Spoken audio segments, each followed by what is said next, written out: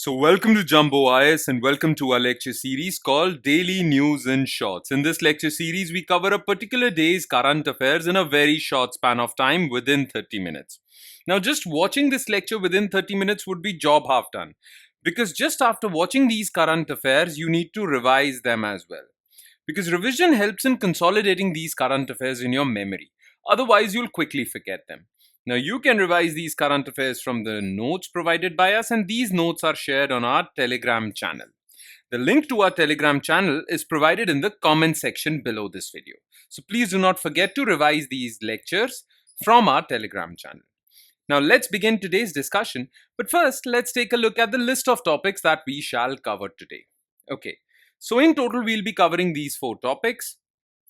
Draft GEI Target Rules 2025. GEI stands for Greenhouse Gases Emissions Intensity. These were released by Environment Ministry. So what are they? What are their significance? We'll talk about this. Then Philippines and China are fighting a territorial dispute with respect to Sandy Cay Reef. So where is this Sandy Cay Reef? What is the dispute all about? We'll talk about this. Then recently it was reported in the news that the 17th Lok Sabha, okay, that is from 2019 to 2024, it did not have a deputy speaker. The 18th Lok Sabha is also not having any deputy speaker. The office of deputy speaker is lying vacant. That is why the role of deputy speaker has been in the news, and we'll discuss it. And in the end, we'll talk about the much talked about news, which is induction of Rafale M. M stands for Marine Aircraft into Indian Navy. India recently finalized a deal in which India will procure Marine Rafale fighter aircrafts for its Indian Navy. So we'll talk about this issue as well. Okay, so these are the 4 topics that we shall zero in our attention on. So please pay close attention and let's start discussing them one by one. Number 1.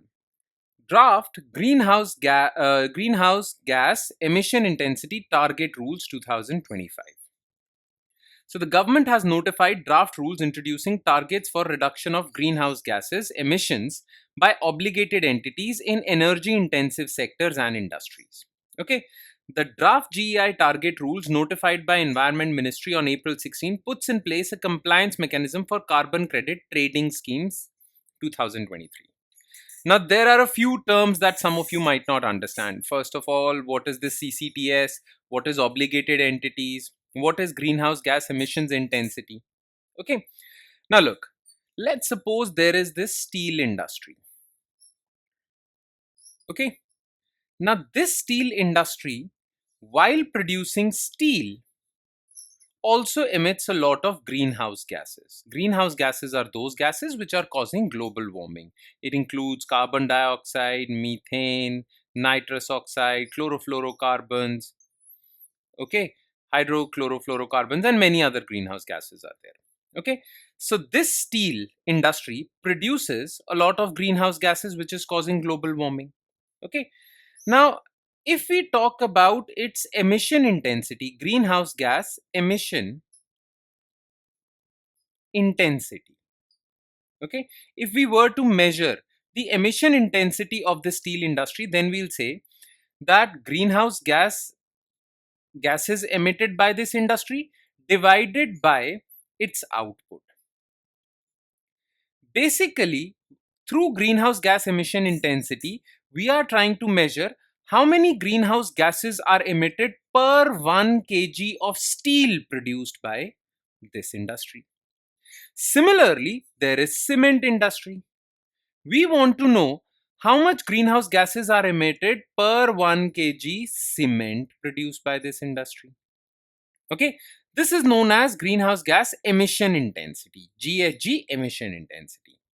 Now, through these rules produced by Environment Ministry, government is basically giving a set of targets to these industries. Okay, so for example, through these rules, government will give a target that steel industry has to reduce its GHG emission intensity by 20%. Okay, or it has to there is basically an upper limit to the greenhouse gas emission intensity for steel industry. Let's suppose it's X. It has to abide by this X. This is what we mean by greenhouse gas emission intensity. Okay, so there is a particular limit. As per these rules, there is a particular limit till which greenhouse gas emission intensity can increase for steel industry. Similarly, there are cement industries. Now, obligated entity means those industries on which these rules shall apply. So they have to follow these rules. Okay. What is carbon credit trading scheme? We'll talk about this in a short while. Okay. First, let's talk about GEI. So GHG emission intensity is the amount of GHGs that are emitted per unit of product output. Like I said, 1 kg steel, 1 kg cement. The draft rules define GEI as greenhouse gas emission intensity in tons carbon dioxide equivalent. Okay. Now, tons of carbon dioxide equivalent means basically greenhouse gases are not just CO2. Greenhouse gases, like I said, is CH4, nitrous oxide, and many others. So we are basically measuring all these greenhouse gases. So let's suppose CO2 can cause global warming by 2. Okay, CH4 can cause global warming by 1. N2O can cause global warming by 1. Now let's suppose this cement industry emits, well, 1 kg of CO2 and 1 kg of methane. Now, global warming potential of methane is 1. That means it is half of that of CO2. So we will say that cement industry is emitting 1.5 CO2 equivalent because the global warming potential of methane is half that of CO2. Okay, so we can say that it is emitting 1 kg CO2, 1 kg CH4, or we can say it is emitting 1.5 CO2 equivalent, right? So tons per CO2 equivalent is the standard unit used to measure the impact of all GHGs, not just CO2, based on their potential to warm the planet. Okay, makes sense? So ton per CO2 equivalent per equivalent output. Okay, that means per 1 kg basically, or 1 ton, whatever the unit is. Okay, but per output of a particular industry. This is greenhouse gas emission intensity. Now, what do these draft rules say? So the rules set forth baseline emissions for 2023-24, that let's suppose you can emit 100, okay, for this is baseline, okay, and you have to reduce it to 80 by 25-26 and 70 by 26-27. That's the purpose of the rule. Okay. GHG intensity reduction targets and benchmarks have been set for highly energy intensive sectors like aluminium, alkali, pulp, paper, cement industries. Okay. The rules also lay down the mechanism for industries to comply with these targets and specify penalties for their failure to do so. Clear? Now, what do we mean by carbon credit trading scheme? Okay. Let's suppose for cement industry, government has said that you have a upper limit of 100. Okay, this is your upper limit. Now let's suppose one particular cement industry achieves 90. So the government told it to achieve 100, below 100 it achieved 90. That means it has done better by 10, right? This cement industry will be given carbon credits for this better performance. These carbon credits, and let's suppose there is a steel industry. For steel industry also the limit was this. But this steel industry could not reach this limit, it exceeded by 10. Okay, now that would be a violation of the rule. So this steel industry has to buy these 10 carbon credits so that it can function. So the government says that if you're exceeding the limit, you have to buy 10 carbon credits or carbon credits to exceed your limit. Clear? Now, basically, this cement industry is being rewarded for reducing its greenhouse gas emissions because it can sell this carbon credit and earn money. And this steel industry is basically being penalized. If it exceeds 100 ton CO2 equivalent, then it has to buy these carbon credits. This is carbon credit trading scheme. And carbon credits are traded through Indian carbon markets, which are overseen by Bureau of Energy Efficiency under Ministry of Power. Clear? So this is the entire system. Now, what is the significance of this system? First of all, this will incentivize different industries to transition to low carbon economy, right? Plus, it would also allow government of India to implement its Paris climate commitments. Paris climate agreement. In Paris climate agreement in 2015, government of India said that it would reduce its GHG emissions intensity by 45% by 2030. So through these rules, India will achieve this. So this is the significance. Basically, the idea is to target global warming, right? So this is the significance. Okay. Now let's move on to second news item, which is Sandy Cay Reef dispute. So China and Philippines defended their claims to disputed reef in South China Sea after Manila, capital of Philippines, accused Beijing, China, of seeking to intimidate and harass with a state media report that suggested the area had been seized. Basically, Philippines and China on this side, okay, are fighting over this Sandy Cay coral reef. Now, Sandy Cay coral reef is part of Spratly Islands, which lies within South China Sea, and South China Sea is a disputed territory not just between Philippines and China, but other countries are involved. But when it comes to Sandy Cay, Philippines and China are at loggerheads. Okay, as you can see, this is Sandy Cay, which is part of Spratly Islands within South China Sea. Okay, so Sandy Cay Reef. So Sandy Cay Reef lies near Thitu Island or Pagasa, where the Philippines stations troops and maintains a Coast Guard monitoring base. This area lies within Spratly Islands, South China Sea. This is a disputed region with, and I'm talking about Spratly Islands. Okay, this is a disputed region. Sorry, Thitu Island. So Thitu Island is a disputed region between China, Philippines, Taiwan, and Vietnam. Okay, currently the fight is between China and Philippines, but Taiwan and Vietnam also lay claims of this Thitu Islands. Now, overall, when we talk about South China Sea, as you can see, this is South China Sea, and all the countries bordering it have a dispute. Okay, Taiwan claims some area, China claims some area, Vietnam does, Malaysia, Brunei, Philippines, they all do. So about South China Sea, so it is an arm of Western Pacific Ocean bordered by Southeast Asia and East Asia. Countries bordering it, because location based questions are asked in your MCQs in prelims examination. So remember which countries border South China Sea: China, Taiwan, Philippines, Malaysia, Brunei, Vietnam, and Indonesia. Okay, major rivers flowing into it. So Mekong River from Vietnam, Red River from Vietnam, Pearl or Zhu River from China. Now, the disputed islands within South China Sea are Spratly Island, which we just talked about, Parcel Islands, which is a dispute between China, Taiwan, and Vietnam, and Scarborough Shoals, a dispute between China and Philippines only.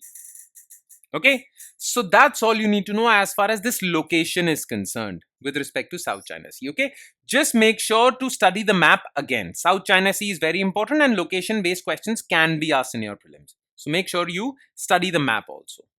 Clear? And now let's move on to third news item, which is role of deputy speaker.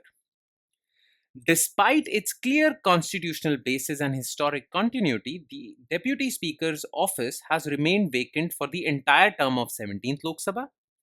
And the 18th Lok Sabha has also not yet appointed Deputy Speaker, despite the fact that appointment of Deputy Speaker is mentioned in Article 93 of the Indian Constitution. So, Deputy Speaker, the office of Deputy Speaker is a constitutional office, right? Still, somehow, well, Lok Sabha did not appoint Deputy Speaker. Now, why is that? Why is that is not that important. How did government get away with this? How did government not follow the constitution? Okay, so let's talk about this.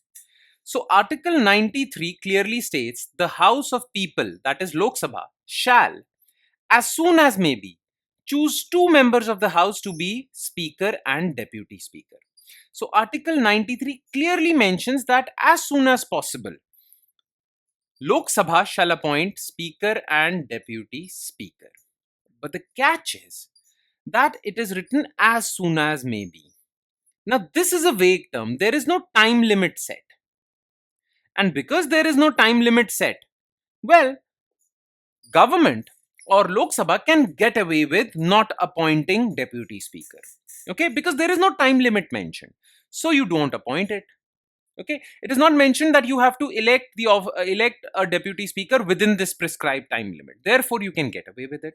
This vague terminology is being used by the majority members of Lok Sabha to not appoint a deputy speaker. Okay, now the constitution places this office on an equal footing with speaker.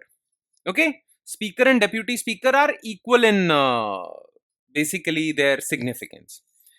Now, if we talk about the historic evolution of this office or the historic origin of this office, so this position of deputy speaker originated in the Central Legislative Assembly under British rule. Okay, back then in 1921, okay, the office of deputy speaker was created in Central Legislative Assembly in British rule. But back then, the speaker was called the president of Central Legislative Assembly, and the deputy speaker was called basically deputy president. Okay. Sachidanand Sinha in 1921 became the first to hold the office of deputy president. Clear?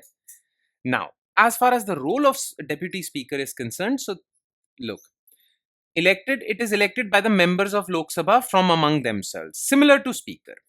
Now, as soon as the speaker is elected, the speaker will decide the date when the election for the office of deputy speaker shall take place.